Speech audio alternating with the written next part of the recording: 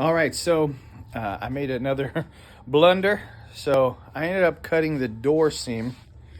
Um, and for one, I may have made it too big. I thought, why not make the door as big as possible? But I'm starting to get a little raise here on the actual barrel side. The door side is a little lower. I think I'm gonna run with it, and we'll see if I don't have to learn from this mistake. But I'm hoping I'm using Chud's idea. I'm gonna lay the lines. I'm gonna lay the hinges, and then go ahead and make the rest of the cut, and then lay the flat bar across all the edges. And I'm gonna hopefully do his technique to keep the door from warping. So we'll see. But I accidentally cut this line. It was over here more. I wanted to use the opposite side of this seam.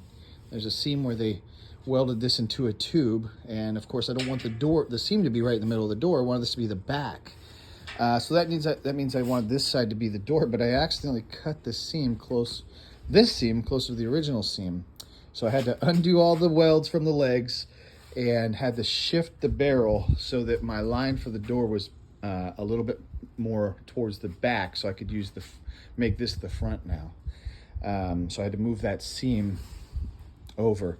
Otherwise, the seam was going to be in the middle of the door because I had this line favoring this side, which made the front more that side.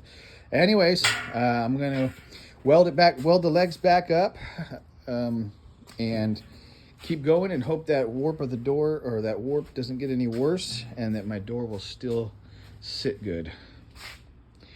Anyways, till next time, thank you.